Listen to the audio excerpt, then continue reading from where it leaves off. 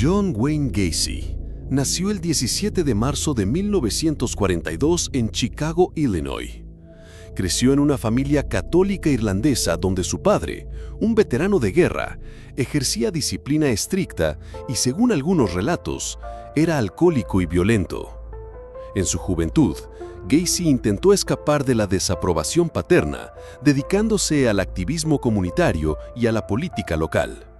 Estaba casado y tenía hijos, y era conocido por organizar fiestas en su vecindario y participar en actividades sociales. Su afición por disfrazarse de payaso para entretener a niños en hospitales y eventos comunitarios le valió el apodo de Pogo el Payaso.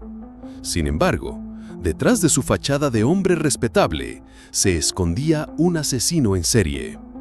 Entre 1972 y 1978, Gacy asesinó al menos 33 jóvenes, en su mayoría hombres adolescentes. Su modus operandi consistía en atraer a las víctimas a su casa con ofertas de trabajo, alcohol o favores. Una vez ahí, les mostraba trucos de magia con esposas o les decía que practicaran una supuesta prueba de fuerza. Aprovechando la confianza, los esposaba y los sometía. Luego los estrangulaba o asfixiaba, a menudo con un garrote o con sus propias manos. Muchas de las víctimas eran jóvenes de familias de bajos recursos o trabajadores migrantes, lo que facilitó que sus desapariciones pasaran desapercibidas por meses. Gacy ocultaba los cuerpos en los espacios de su casa. 26 de las víctimas fueron enterradas en el sótano y en el espacio de arrastre bajo la vivienda. 3 más fueron sepultadas en el patio, y otras 4 fueron arrojadas al río Des Plaines. El hedor de los cuerpos descompuestos comenzó a llamar la atención de vecinos y visitantes. Sin embargo, Gacy siempre encontraba excusas y continuaba con sus actividades públicas. En diciembre de 1978, la desaparición de Robert Pist, un joven de 15 años, inició la caída de Gacy. La madre del adolescente informó a la policía que la última vez que lo vio fue cuando se reunió con Gacy para hablar sobre un posible empleo. Las autoridades comenzaron a seguir a Gacy y obtuvieron una orden de cateo para su casa. Durante la búsqueda, encontraron prendas de ropa que pertenecían a jóvenes desaparecidos y un olor insoportable que provenía del sótano. A medida que excavaban, hallaron restos humanos. Gacy fue detenido el 21 de diciembre de 1978. Durante los interrogatorios, Gacy confesó sus crímenes con un sorprendente desapego. Alegó que sufría de crisis de personalidad y que otra parte de sí mismo, a la que llamaba Jack o Bad Jack, era la responsable de los asesinatos.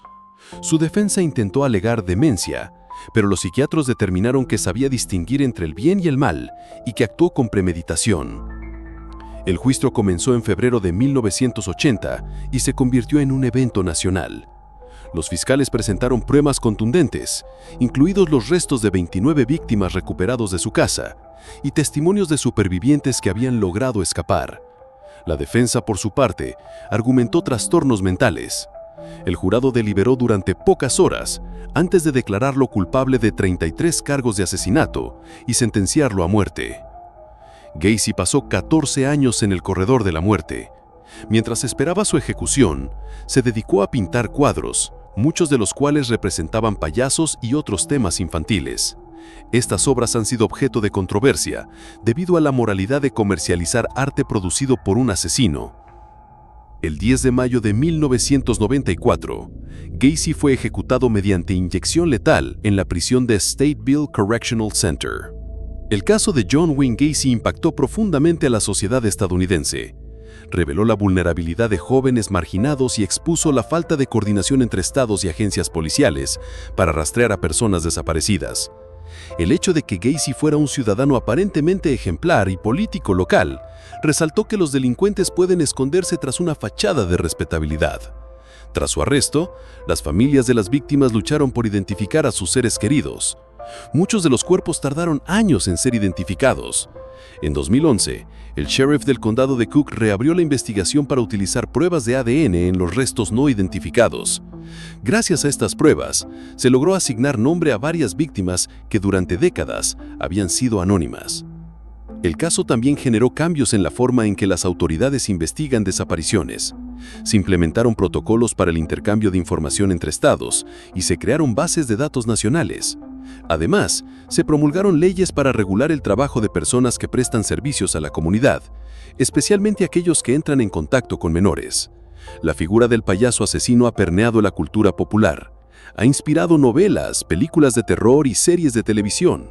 Sin embargo, esta representación a menudo trivializa la tragedia de las víctimas y sus familias. Activistas y académicos señalan la importancia de hablar de Gacy con un enfoque que honre la memoria de los jóvenes asesinados y promueva la empatía hacia los supervivientes. Desde una perspectiva psicológica, Gacy ha sido clasificado como un psicópata con rasgos sádicos. Su habilidad para llevar una vida doble, como empresario y miembro activo de la comunidad por un lado, y como asesino serial por otro, ha sido analizada en estudios sobre criminalidad. Se destaca su capacidad para manipular y su falta de remordimiento. Estas investigaciones han contribuido a la elaboración de perfiles criminales que ayudan a detectar patrones similares en futuros casos. El legado del caso Gacy también radica en la educación pública. Instituciones educativas y organizaciones de derechos humanos utilizan su historia como ejemplo de la importancia de proteger a los jóvenes y denunciar comportamientos sospechosos. Se enfatiza que la apariencia de normalidad no es garantía de inocencia y que la comunidad debe estar atenta a señales de abuso. Antes de sus asesinatos, Gacy había tenido roces con la ley. En 1968 fue condenado por agredir sexualmente a un adolescente en Iowa y pasó aproximadamente 1 año y medio en prisión. Tras su liberación, se mudó nuevamente a Illinois y reconstruyó su vida, ocultando su historial delictivo. La facilidad con la que obtuvo empleo y construyó su empresa de construcción muestran las deficiencias en la supervisión de delincuentes sexuales reincidentes. La implicación de Gacy en la política local es otro elemento que desconcertó a la población. Fue presidente de un capítulo de los Jaycees, una organización cívica, y organizó campañas para el Partido Demócrata. Incluso llegó a tomar fotografías con la esposa del presidente Jimmy Carter durante un evento público.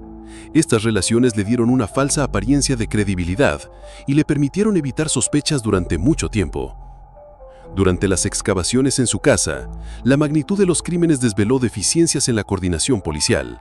Vecinos habían presentado quejas por el olor y comportamientos extraños, pero las autoridades no profundizaron en sus indagaciones. Las desapariciones se trataban como incidentes aislados, debido a que los jóvenes eran de diferentes áreas, lo que retrasó la conexión entre los casos. El aspecto legal del caso Gacy también fue objeto de debate. Sus abogados presentaron numerosos recursos de apelación, alegando que no había recibido un juicio justo. Sin embargo, la Corte Suprema rechazó todas las apelaciones, y el caso fue utilizado como ejemplo de la dificultad de defender a un acusado cuando existen pruebas abrumadoras. La comercialización del arte de Gacy y de objetos relacionados con el crimen generó controversia. Algunos coleccionistas pagaban sumas elevadas por pinturas de payasos realizadas por él en la cárcel. Las familias de las víctimas y defensores de derechos humanos denunciaron estas ventas por considerarlas una forma de lucro a partir del dolor ajeno. Por último, el caso de Gacy aceleró el desarrollo de programas de prevención y educación sobre delitos sexuales. Escuelas y organizaciones lanzaron campañas para enseñar a niños y adolescentes a reconocer situaciones peligrosas y a confiar en su instinto. Se difundieron líneas telefónicas de ayuda y se crearon registros de delincuentes sexuales accesibles al público. Estos esfuerzos buscan evitar que crímenes similares vuelvan a ocurrir.